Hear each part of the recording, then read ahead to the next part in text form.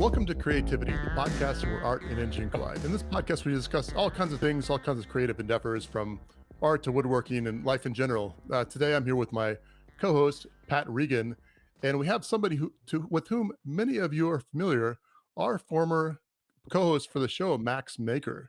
Now, Hi, Max, everybody.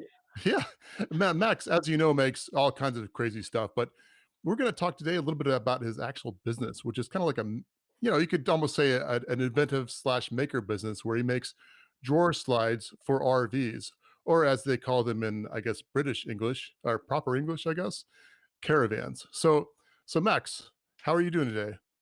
I'm good. Yeah.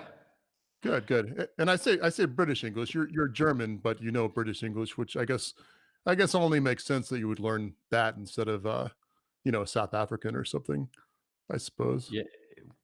Yeah. Nobody learns South African English, I think.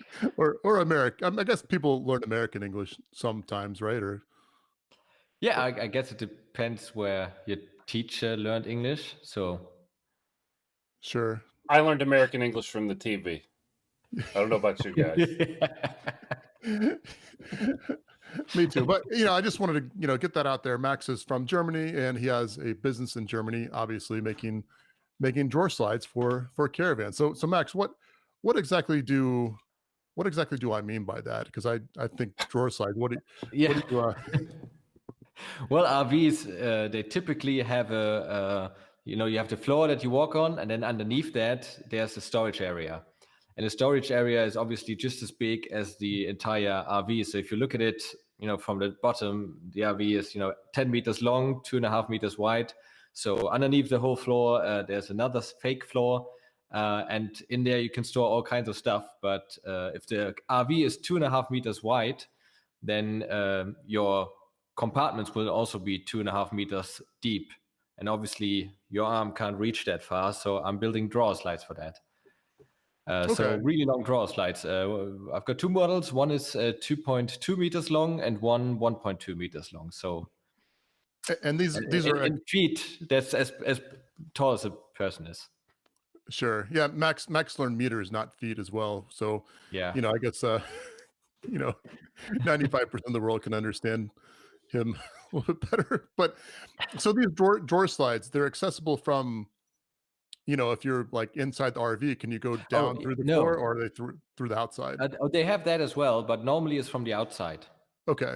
And so like if they're 2.2 meters, they're accessible probably just from one side. It's not like half on one side, half on the other in these storage compartments. Mostly it's accessible from both sides, but there's no dividing wall in the middle. So you could load skis into there, but then again, not many people go skiing with caravans. Most of the caravans are not even registered in the winter here in Europe. So you just pay taxes for them during the summer, and in the winter you just store them somewhere. Okay. So they always have this argument like, oh, this is great for skis, but in reality, not many people go skiing. Sure. Well, yeah, I guess I keep picturing the, on Star Wars when they have the, they hide Princess Leia or whatever in the downstairs on the Millennium Falcon. You guys have seen that movie? Yeah, of I'm course, sure, right? of course. Yeah, that's a taller downstairs though. That's like a whole. That's like a basement. It's like they have a little things cellar. where they can store people or skis or whatever else, I guess. Oh, I saw a tour from Danny Ricciardo, the Formula One driver, of his RV, and obviously his RV is just there for him to live in. He doesn't have to keep a lot of equipment in the RV because he's got the whole team that keeps the equipment. So where normal RVs have like their big storage room at the back where you can put in a few scooters or bicycles or an ATV or something like that, he's got a gym in there. So he's got a basement in his RV underneath his bedroom. There's stairs, he walks down, and then there's just a gym with a Red Bull fridge and all that kind of stuff. That is so cool. So he has like a bench press or like whatever. Yeah, he's got one of these multi-function things where you can lay down and like a Bowflex, whatever. Right? Do they have a Bowflex in Germany? Were they popular? Is that those things that they sell on TV? They do. I guess they're not. I guess they're not popular there. Is what Max says. I don't know that they're popular here. I just know them from TV. Yeah. I always loved watching them. I still watch them if I can. Just late night TV commercials. Yeah, it's they're popular here, but you'll see them. You won't see them used so much as just like on somebody's porch in some state of disrepair. But now that in the times we're living in, perhaps people have revamped their Bowflexes. They're getting in shape. Trying to get in better shape for whatever reasons. I saw a documentary about the guy who invented a lot of the sports equipment that they sell on TV, on infomercials they're called, right? Mm-hmm. Right. Yeah, and he was this really, really, how do I say it? Crazy, weird, weird guy. He was living in a retirement home, even though he wasn't retired yet. And he said, like, he wrote on the walls. So all the walls on his apartment were covered with Sharpie. Because he said, like, oh, if I have a great idea, I just write it down. And who cares about the walls, right? It's the ideas that count. Yeah, that's true. So I don't know. I mean, that's not a bad idea, though. You live in a retirement home. They probably, I don't know, maybe they make up your bed and stuff. And man, my grandmother went to this retirement home. They had this beautiful pool and nobody was using it. I'm like, you could you need a few young people to live there to make use of the facilities. Yeah. I was thinking, if you're having trouble getting business, you could just hire models or something to hang out by the pool. This is this guy, he was living he had a proper house inside. It was like a retirement village. Oh, okay. Oh, yeah. I know these kind of places. Well, that being said, maybe he and I have something in common. I've got a community pool. I've got a community pool, and most of the people that live here are fairly old, although it's not a 55 plus neighborhood by any means. So that being said, all that being said, Max, how did you come up with the idea for drawer slides? We were talking about drawer slides, Jeremy. Yeah, I remember this. Yeah, I think. Yeah. Well, my dad bought an RV and he wanted something to store things in. Small things like accessories that you have. You get this giant empty box. It's like as big as a bathtub, basically, same dimensions, the length of it. So, and how do you store stuff in there? You wouldn't just stack it on the floor. So you want some kind of boxes or drawers or something, and they only had stuff for boxes, but not really drawer slides. So you would have to take out the boxes and hold them in your hand while you look down into them. And put them down in the mud or the rain, too, or puddles or worse things that might be on the ground. Ugh. Yeah, that wouldn't be convenient at all. So basically these people, basically anybody that doesn't have your drawer slides has to pick up the boxes, slide them in, and it just seems like a real hassle. Exactly. So and that's a lot of people want to build something like that, like, long drawer slide. And I see a lot of people actually build them. But if you buy the drawer slides that are 1.5 meters long, for example, they cost about €100. And then you just have the slides themselves, and they're made out of steel and really, really heavy. So my smallest drawer slide is 1.2 meters long and it just weighs 5 kilograms. But if you buy, and that's the complete frame with everything on it. So it's complete, nice. With the boxes and everything. So it's like, you say drawer slide, it just basically goes in the base. I mean, it's not like, is it several levels or just one level? Oh, I've got 1 level, 2 and 3 levels. Okay. And with one drawer slide, I mean a complete slide that you pull out and there's something on top of that. But if you do a DIY build, only the slides themselves that are on the left and the right of the drawer slides, they weigh about 10 to 15 kilograms and cost $100. So it's not really worth it to build your own, I would say. Oh, yeah, sure. Of course, the young guys, they love building the vans and they have fun doing it. So. Well, yeah, exactly. I mean, I'm sure that, was that kind of your motivation to begin with? I mean, your dad's like, oh, I don't have a part for this. And they say, oh, maybe I can make it. And then maybe you realize that lots of other people need this. Yeah, that was it. Exactly. Because there wasn't anything good out there. No innovative companies. There were like 3 to 4 companies, but they didn't have the drawer slides and they weren't, engineering companies, I would say. They were people that I wouldn't say they do bad work. It's just not that innovative, and they don't maybe have to know how with CAD, with CAD and, laser cutting, aluminum stuff. Right. And what is the name? You want to say the name of your company, or I don't know. I never said it. Well, like ever, or just on TV? It doesn't matter.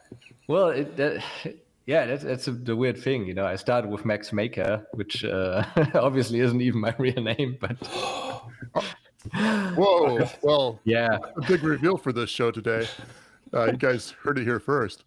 And both things grew, the business and Max Maker. So, I guess it doesn't matter the name. Okay. Well, yeah, you're like kind of like Pocket 83, I guess. You know, it doesn't. You're a little anonymous. Yeah, even though he claims that's actually his name. Yeah. When we had the census in school, we always had to tick like, what do your parents do for a living? And they basically wanted to know if you're from a poor family or rich family. So they did that not by what's the income of your parents. They did that by what do they work at? And they always had to choose, like, it started with carpenter, which was, you could see the rank, because at the bottom it was a lawyer or doctor. Well, that's because here, I could be mistaken, but very good carpenters, I think, get paid probably better than lawyers sometimes. That's the thing. The carpenters in Germany, if you're a good carpenter, you make a lot of money. Yeah. And if you're a bad lawyer, you don't make a lot of money. I don't think. And garbage men in Germany make more money than policemen, some say. Well, that's I wonder if that's the garbage men or the policemen saying that. I had a policeman saying that the garbage men make more because their job is more dangerous. I mean, they could both be dangerous. I had a friend tell me one time that you can get paid in Florida, yeah. What, being the garbage man? Oh, being policeman. Oh, but yeah, the garbage man. Garbage man. You probably come across alligators, yeah. Yeah, I don't want to do that. So, yeah, I don't mind alligators. We actually had a couple pet alligators growing up, believe it or not. Is this really a believe it or not, like Ripley's? Am I supposed to? No, this is a real thing. There was Alex, and he got away on the golf course, I think, and then there was Whipper and Snapper, and I don't know what happened to them, but yeah, I just remember coming home one day and my dad had a couple alligators that he put in the bathtub for the night. And do they stay small if you keep them as pets, like goldfish, or do they get like, and then they get real big if they get out in the wild, or how does? They got a bit bigger. We kept them in a former grease pit for a crane. Yeah, this is a crazy story. So yeah, how do you feed them? We'd feed them like sardines and stuff. I mean, like, probably I'll have to like not publish this or something. I could probably get like in trouble for this, but. Well, you can't. You were a kid. Nobody. Yeah, and we don't even. And it's believe it or not. We don't even know if we should believe this. You don't even know. This could be untrue. But there may have or may not have been a newspaper article about how a golfer got bit by an alligator. Man, we're really getting off subject here, I guess. This is a real Florida man story. This is fantastic. Yeah. Draw slides aren't that interesting anyway. Florida man, that's interesting. Well, somebody said I wasn't, I wasn't a Florida man, as in like giving me a compliment. I was like, I don't know if that's actually true. Depends on what you mean by that. But no, Max, this podcast is about you. You're our guest today. It's really weird to be center of attention here. Well, you're an interesting person, I think. Well, so are you, Pat, of course. I hope so. I try. I guess. But all right, so one more question about the drawer slides before we just go off on a total. Oh yeah, we were talking about drawer slides. Yes, Max. So you've done this. You've done whatever. You've explained it. You say it's not that interesting. Okay, we'll believe you. But you are working on something that I think you have a model on behind your head. Something about pulling an actual car up. That's true. I get the model. Yeah. So this is. How do I hold this? Can't hold it too close. All right. So Max has like a. Oh, go ahead, Max. Yeah, this is the back of an RV. So you have to think about the RV is like, oh God, this long. So this is just the back garage where Danny Ricciardo has his gym in. And here would be the wheels. The outside shape is just a mock-up, so I can print it, but the inside is pretty accurate. So this one gets loaded from the back, and you can put a car in here. So this is a Fiat 500, very popular Italian car. You've got Fiat 500, right, in America? I've seen one before, for sure. Yeah, they're pretty cool. I've seen the commercials. Yeah, they look nice. They're cool, cool to drive and all, and it fits in here. But yeah, you pull it in over there are 2 ramps here. You pull it in like this with a winch all the way to the top, and then there's a little access hatch right here to fix down the wheels. And that's a little bit cumbersome because you have to lean over and get in there. And obviously, this is an RV for older people, that have the money to actually buy one of these. So they don't want to always, lean over and fit it in here and fix something here. So it would be nice. I guess for those listening, I mean, what Max is showing off is basically like a cavity that goes in the bottom of the back of an RV, correct? So basically, you can actually pull a tiny car into this, and it just conceals it like your little portable garage, right? Is that kind of? Yeah. Sorry, I forgot that people are listening to this as well. No, that's all right. So yeah, it's like the RV is the size of a bus, pretty much. And in the very, very back, where the number plate is, you can suck in one of these Fiat 500s. And you got basically like a metal thing that comes out and sucks back in, almost like it's got a tongue almost. So like the tongue comes out. Well, that's the new idea, that you have a platform. Oh, okay. It goes out. You put the car on top. And that whole thing gets then sucked in. So you can fix the car onto the platform on the outside. And then the platform gets drawn in, and the platform is secured in place. So you don't have to climb in and fit some ratchet straps to the wheels anymore. You can do all of that outside. You guys know the first thing that came into my mind when you're showing me this, right? At my age, Knight Rider. That's yeah. Except you're pulling the whole ramp in. That's kind of cool. That's much cooler. Yeah. Because on Knight now, it's funny the generational gap here, Mac, because or Pat, because I'm like just a tiny. I'm not much younger than you, but I'm just tiny bit younger than you. And I don't remember watching Knight Rider, but I do remember Spy Hunter.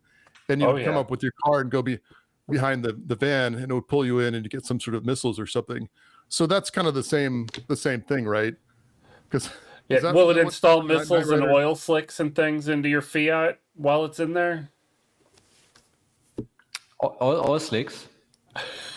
Well, it's. I actually watched Knight Rider because here in Germany, all the movies and the series, they came a little bit later, always with a delay. Oh, that makes sense. And then there was this cool boat from Hulk Hogan. Have you seen it? I think it was called Thunder. Oh, what's the name of that? Was it? I'm thinking of Riptide. That's the wrong show. Well, Hulk Hogan got a Knight Rider kind of boat. And the boat was on the interior far, far bigger than it looked like from the outside. I don't think was it a movie or was it a show? No, it was a show. It was a few episodes at least. Okay. Because I think I've watched some of that. He had like a sidekick. I don't remember much about it. It was okay. Thunder in Paradise. Thunder in Paradise. 1994. I think that was filmed in the Tampa area, but I could be wrong about that. Of course it was, yeah. 22 episodes. Oh, now I'm gonna have to watch this. I wonder if you can. Well, Pat, I guess. I'll be back later. Yeah, we'll take a short break to watch this show and report back. Take a little coffee break to watch this show, and yeah. So anyway, Hulk Hogan's boat. Could you pull up on it with a jet ski and get upgraded to missiles and such? Yeah, all that kind. And I think he also had a one of these rooms inside the boat where you could exit the boat with scuba gear from inside the boat. So it's like they have a little hole in the bottom of the boat that you can just jump in and then you're in the water. Oh, and he's got a jet ski and a speedboat with some kind of machine gun on the front too. Here, look at all this. Yeah, it had a machine gun. Yeah, rockets as well. The question I would have though is that this boat, it's like a cigar boat, I assume. Not that big on the outside. So why didn't he just go over the side when he wanted to get in the water? Was he for stealth? Obviously. Oh, obviously. That gives you a whole lot of possibilities. Like he can, escape into the boat or escape out of the boat without somebody noticing. Because he was kind of like I guess he was like a James Bond, just more American. So Hulk Hogan is the perfect perfect actor for that. When I think of Hulk Hogan, I always think about I watched his he had a reality TV show or something, and I think he got the Dad of the Year award, something like that. Well, from some kind of obscure committee, and he was like, well, I really hope, and he was in tears by this point, I really hope in a year's time I'm going to be husband of the year as well. And then a year later he got divorced. Oh no. Well, I guess that didn't happen unless he got remarried and then he was really nice to his new bride, I guess. Yeah. First try a charm. No, second. Third tries. I don't know. If you try enough times, maybe things work. That's a nice. Never give up. Never give up. Yeah, I think that, Max. I think the phrase is, if you try enough times, eventually it might be okay. First time's a charm. That's the saying. Yeah, I think it's second time. I don't know how many. Now I don't know how many times it is. I think you said you learned American English. It has to be the third time. Third time's a charm. I think that's right. Yeah. Max, when they jump off the boat to scuba dive, how they fall backwards off the boat? Do you know why they fall backwards off the boat? Because if they fell forwards, they'd fall into the boat. And nice. That's a dad joke, I'm sure. It's being a Florida man, I am a certified scuba diver. Is that a requirement? I had no idea what you're talking about. Well, it's sometimes you can get grandfathered in because if you started scuba diving before they had a scuba certification, like my father actually did, I think, then you can just do whatever you want as It's like the driving licenses in Germany. If you are a little bit older than, how do I say this? If you had your driving license before, I think 1999, you can drive up to 12 tons of RVs, basically. So my mom, she can drive a lorry, basically, like a big truck. I don't know how you call it. It's a truck in America. Whereas everybody that did it after 1999, they can only drive up to 3.5 tons. So it's just a normal car. So your mom can drive I think maybe you'd call it an 18-wheeler here. Is that like a yeah. Yeah. Probably not a commercial, the 18-wheeler is a light one. Is it 18-wheelers go up to 40 tons in Germany. Okay. But she can only drive up to 12 tons, I think, or 12.5, something like that. Oh, well. And it's every old person, basically, they can drive whatever they want. Yeah, well, it's kind of like here in Florida, the old people drive the giant Cadillacs and, or that's the stereotype, at least. I always see your tiny houses. I love watching tiny houses, construction and so on.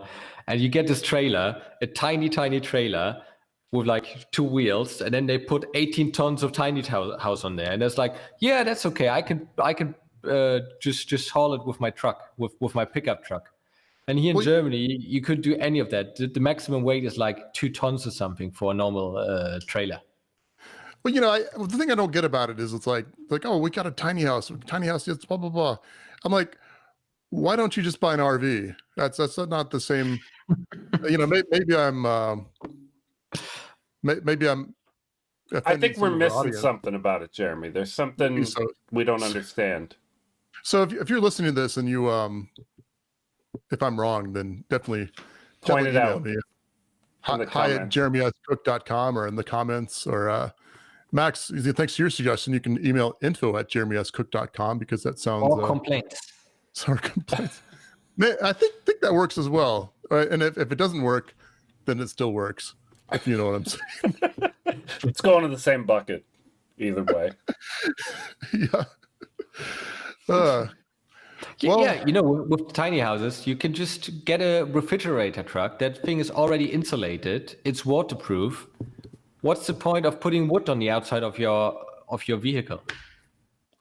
Well, with the refrigerator, you can't, like kids can't play in the refrigerator. It's sealed, right? So you got to have some sort of oxygen. Well, you could put windows in there, of course. Or you could put lots of plants in there. So, you exhale the carbon dioxide, the plants give the oxygen back to you. Plants. It's like a whole ecosystem. And you could just live there for your whole life inside the tiny house refrigerator truck.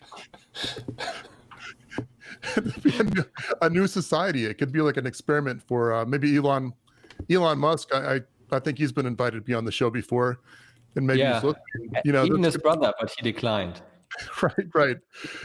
But yeah, we had a scheduling conflict, I believe, and so that could be a prototype for your Mars deal, or whatever you're calling it, the Mars deal, I think. Have you guys watched this show Moonbase 8?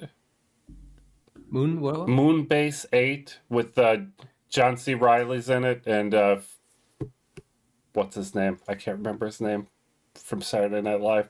But it's a comedy. They're out in the desert on a fake moon base preparing to, go to space. And they don't have a refrigerated truck, though. I remember Biosphere. That was fairly terrible with the this is way better than Biosphere, for sure. Oh, well, that's not really saying much, though, Pat. I mean, right. I watched Space Force with. Oh, that's fantastic! That was great. Very similar styles of show. If you like one, you'll like the other. And he was also in one of these moon bases where he volunteered as a candidate. Yeah. For Moonbase on Earth. Was it a Moonbase or a Mars? Oh, that's right. Yeah, Boots on Mars. Because that show was great. Because I watched some of The Office and kind of like toward the end I got a little bored with it. I just it's like, well, Steve Carell's not there anymore. I'm gonna. Where'd he go? I'm gonna peace out. But I heard he got kicked out. He wanted to stay on, but he was too expensive, something like this. Oh well, yeah. I guess everybody has their price. It wasn't a mutual agreement that they say, "Oh, it's enough," and I'm like, "Oh, we would love to have you, but if you don't want to, that's okay." It was more like they left in conflict, I think. Well, that's too bad. Well, anyway, Space Force. I hadn't seen him in a while, and it's like, wow, that guy's really, really funny. You just kind of forget. I think he was funnier. I don't know. I really liked him in that role as kind of a. I enjoyed how often he wound up just randomly singing. In Space Force? In Space Force, yeah. There were just little musical numbers every now and then. Kokomo, yeah. You know what my favorite part of that show was when there's that scientist Adrian, whatever his name is, and then that other scientist, the Asian guy. The Asian guy. The guy Adrian's walking off and he says, "Yo, Adrian." Like, did they name him that it's like they named him that just for that joke. Just for that joke. That's fantastic. Well, tell you what, you guys want to take a coffee break and we'll come back and talk some more sure. About whatever. What's this coffee break? I read it in the show notes, coffee break.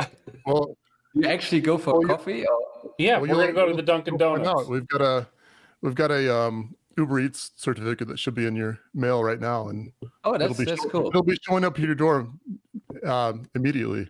So am I really supposed to go over and make a coffee? Well, you could if you want to. That would be fine. If you like. Okay. Or you don't have to. Nice thing is, my girlfriend has home office now, so sometimes she makes a coffee as well now. Nice. Well, that's nice. I'm gonna make one then. So yeah, we'll talk to you. Ooh, we're rotating. Awesome. Well, when we come back, Max will actually have some new coffee, and that looks like a nice coffee maker. Yeah. All right, so Pat, we're doing our coffee break now. Apparently, I've got a lemonade as is traditional. I have a Cobra Kai mug today. Nice. Cobra Kai. And I've also got a flask of cold coffee that I'm not really drinking right now. But in a first for this show, Max Maker, who's kind of I guess a guest for the coffee break, he actually brewed his own coffee. It was amazing. We did. I heard the machine going, Jeremy. But yeah, as we do every coffee break, we should probably give our top 5 Patreons a shout out, right? Max knows the deal too, as a former host. So yeah, we want to say a big thanks to Stuart Morrow, Brian Moses, Pat Regan, Positive Waves, and Stephen Booker. Thanks so much for your support. It means so much that you guys, feel like this show is worth enough that you're willing to contribute monetarily. That's awesome. And Pat, what do we do if what does somebody do if they want to become a Patreon of the show? I should know that URL so I could read it to you, Jeremy. It's Creativity Podcast. No, wait, it's not actually. Patreon.com. Patreon.com/the Creativity Podcast. So, yeah, is that right, Pat? I'm about to check. Yeah, you better check that. Steve Booker has been a real long time supporter. Yeah, no, he's years now.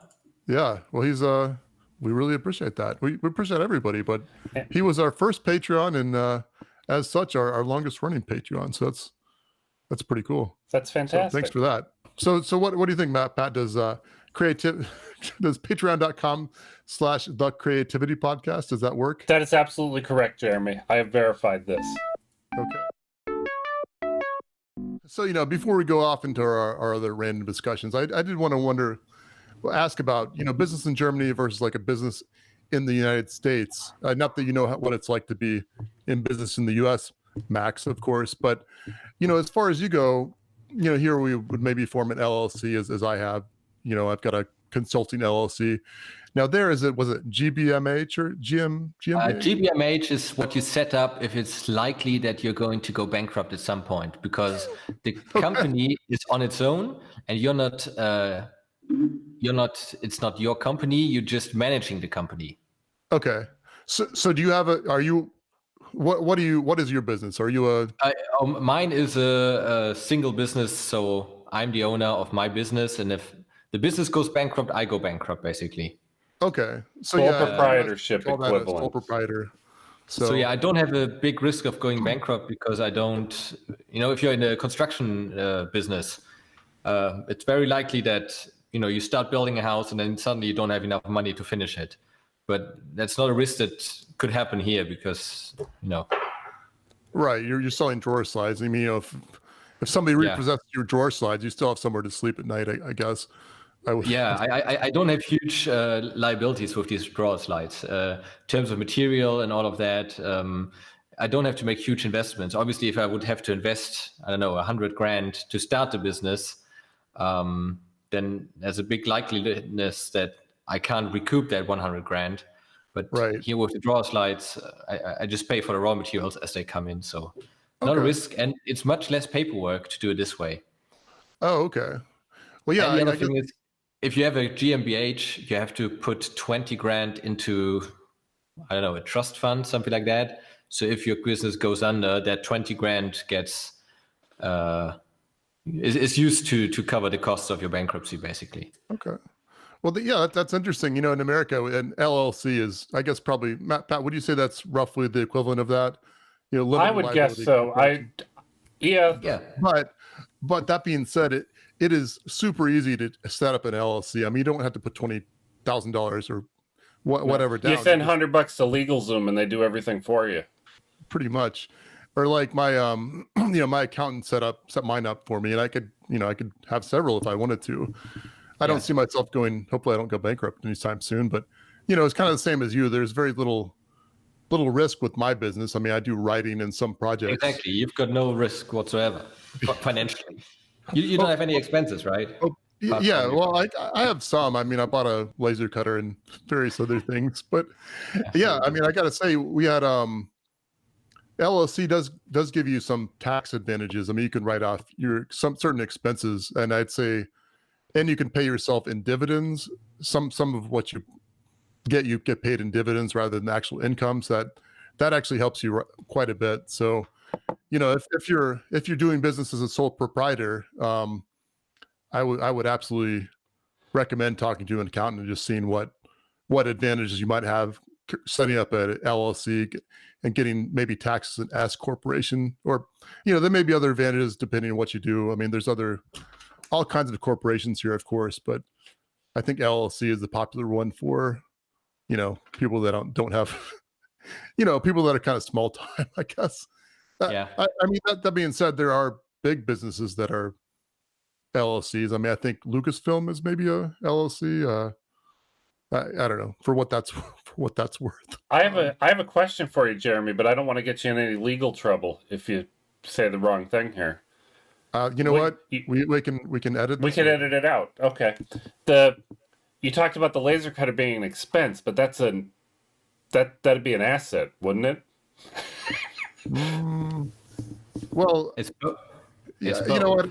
And I know that's the part I'm not good at this, but here in Germany, everything is an asset above a certain value. I think it's $2,000 or something like that.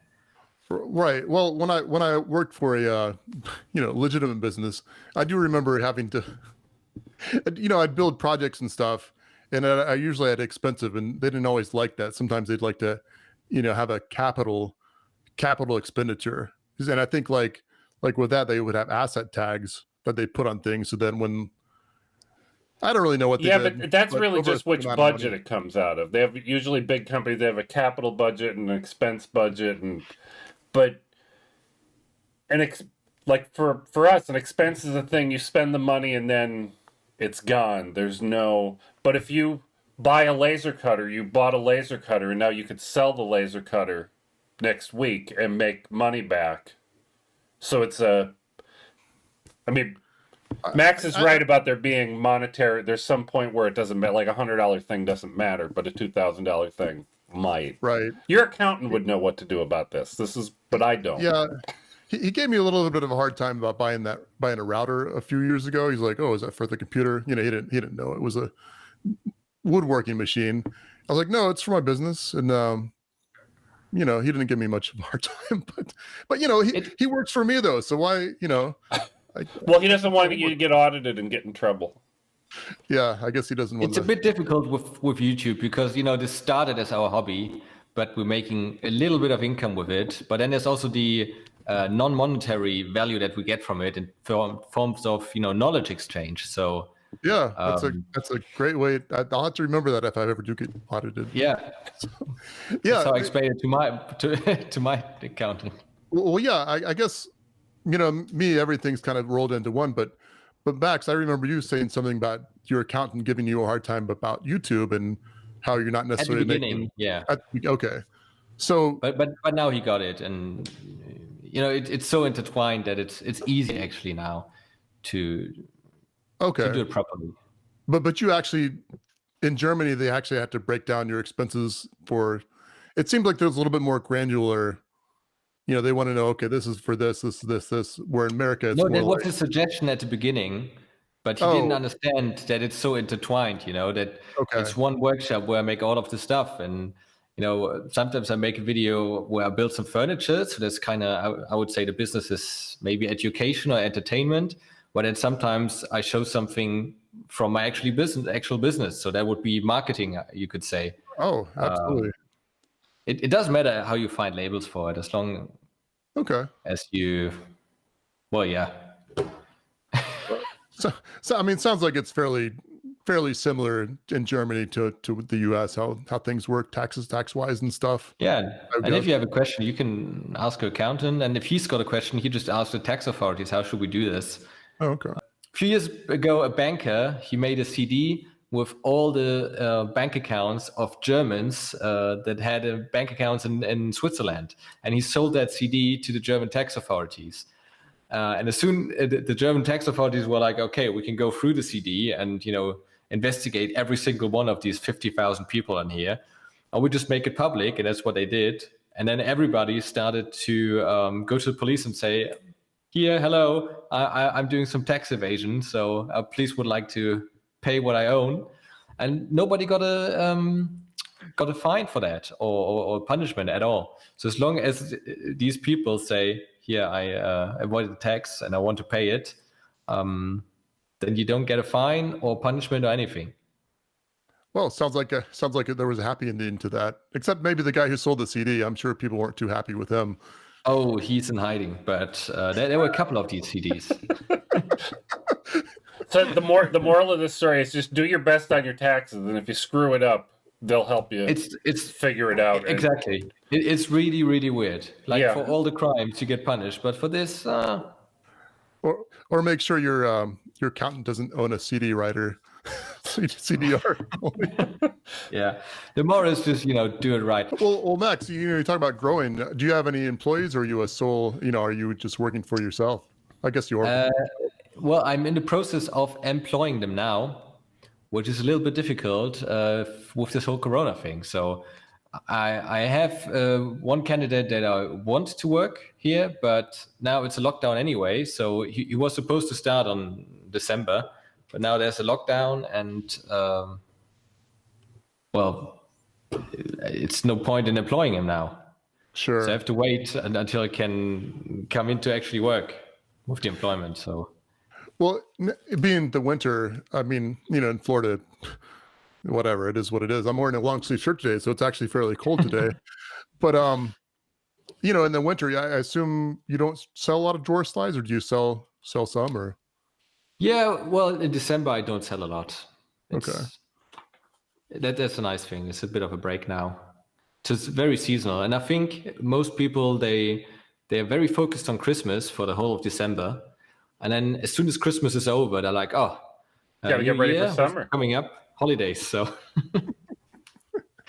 we got to make the RV ready.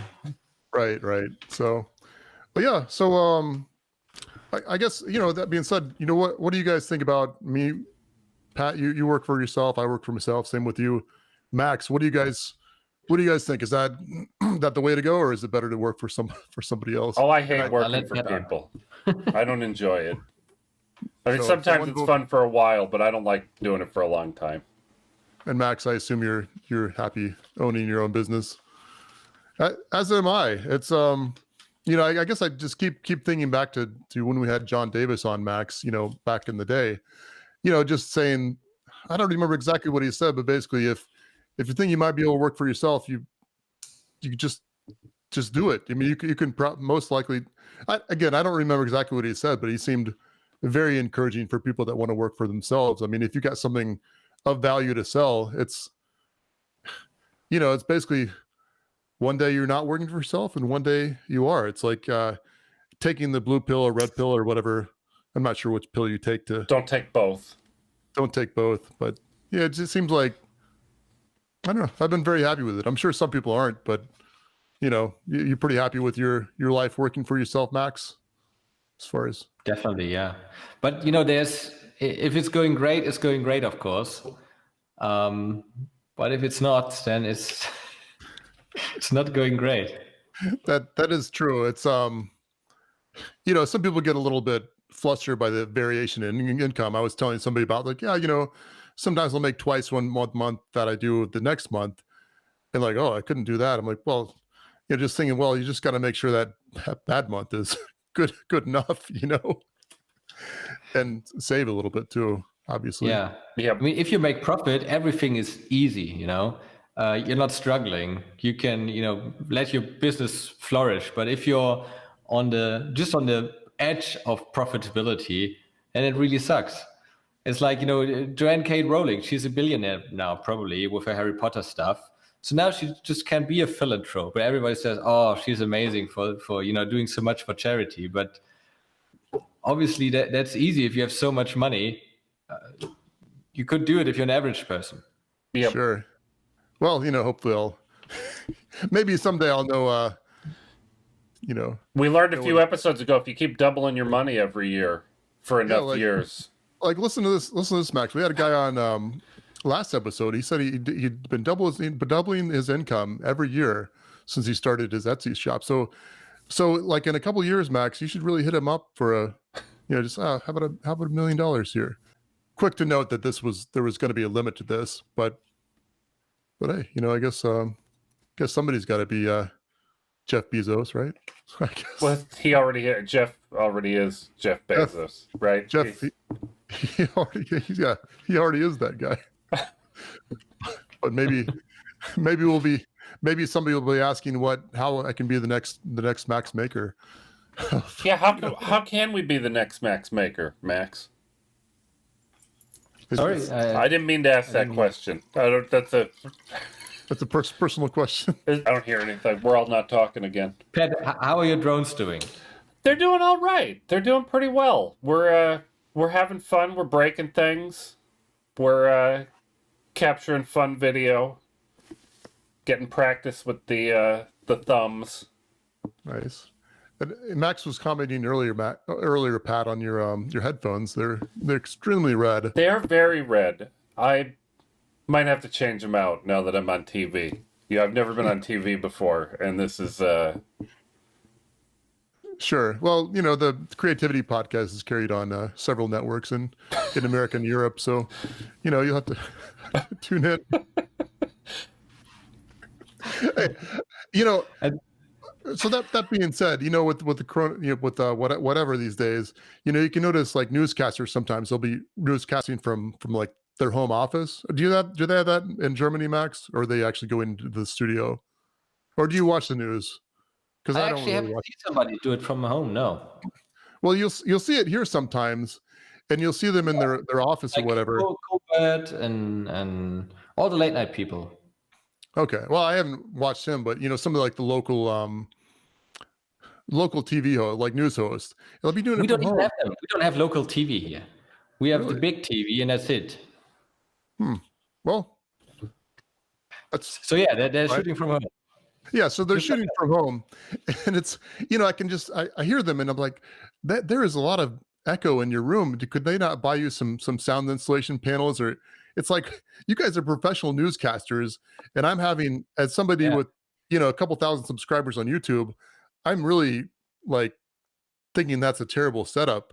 And it's like, well, why can't you do things? Jeremy, you are the one that just got up for a bathroom break in the middle of the coffee break. That was the opportunity. That was the commercial break in the middle. Commercial break, right? You guys are reminding me, and I'm a little late to this. Yeah, I've been watching so much stuff. Everything on Netflix now has a drone shot somewhere in every episode of a TV show. And I'm amazed at how janky they are with the controls some of the times. Little bits of... Like, I wouldn't publish that on YouTube. And this is in this professional TV show. How do they do that? Yeah, I don't know. It's a shame. It's whatever. It's not that much of a shame. It's I think it's something that you notice, and maybe I notice, Max, and maybe Pat and Max. But nobody else notices. Maybe nobody else notices except for the real drone people. When the drones really became affordable, the professional camera drones. I used to watch a lot of outdoor expedition movies and so on, skiing and climbing and whatnot. And in the past, you had to be really, really, really rich to afford a helicopter to film you doing something. And then suddenly, in 1 year, everybody just had their movies full of drone shots. It was just drone shots anymore. It was so boring because always the same drone the shot. Nitty-gritty of the story. It's just, a beautiful landscape in Mongolia and then just beautiful white skiing in Canada. But you don't see the real struggle of the people that are doing these adventures. Well, let me ask you guys, because I feel like I've noticed this myself a little bit, but Max doing YouTube videos, same thing with you, Pat. When you watch TV or movies now, do you feel like you're less immersed in the story and more like, oh, he made that shot, that's kind of a weird shot, I wouldn't have done it that way? I feel like I'm critiquing the people a little bit while I'm watching it rather than paying attention to the story. You guys notice that a little bit or not? Yeah, I thought it's maybe because I'm getting older that I notice more things. I noticed the good shots, the really good ones, and then I'm like to my fiance, like, oh, did you see that? And she's like, yeah. But you shouldn't even notice the good shots. You should just think like, oh, this is a beautiful scenery I'm seeing, not like, wow, those guys set that shot up so great. I just feel like maybe. I only know enough about cinematography to know when they're breaking the rules. Like, you're supposed to be looking into the frame. Yeah, I noticed this one a lot. But then every now and then you've got a guy looking, with the empty space behind him looking. I'm trying to imitate this as best I can. He's way over here talking to somebody. I know every time they break that rule and do it the other way, I notice it every time. Yeah. I'm sure there's other things I notice, but that I notice a lot. Well, Max or Pat, being what we were talking about earlier, I guess was it the first time somebody ever broke the fourth wall? You know when that was, right? No. Smoking the Bandit, right? When he's. That's the first time? maybe the first time of note. I don't really know, but somebody told me that. I am just repeating it. Well, breaking the fourth wall, isn't that the Free Penny Opera? I don't know. Oh, forget about it. I don't know. I only know it's talking to the audience, like, acknowledging that the audience is there. Well, listen, guys. I've actually got to go pretty soon. That reminds me of the Office episode where they always break the fourth wall. Is doing the play. He's doing like the community theater play, and Sweeney Todd they played. Yeah, Sweeney Todd, and it just went horribly wrong. Yeah, who could imagine that? Max, where can we find you on the internet? Like and subscribe and stuff. We've got to. Yeah, just Google Max Maker on YouTube and you find a green logo with the 2 M's. Yeah. How about you, Pat? Where can we watch your drone videos? You can watch me on YouTube. There's a way to find me on YouTube, but it's apparently very hard. Me and Jeremy had some trouble this week. But there'll be a link down in the description down there, I'm sure. Yeah, and likewise with me. So, same thing. I think Jeremy Cook might come up, or certainly Jeremy S. Cook. And if not, it'll be somebody else. Yeah, and they'd like some clicks too, I'm sure. I'm sure they appreciate it. I really liked your laser cutter video. That was very interesting. Thanks so much. Well, I'll have a little bit more on that later, I'm sure. So, yeah. Well, thanks, Max, for coming on. Sorry, I had to cut it off so soon. I mean, yeah. But yeah, we'll talk to you guys later then. Yeah. All right. It was good to talk to you, Max. Yeah, it was nice to be here. Thanks.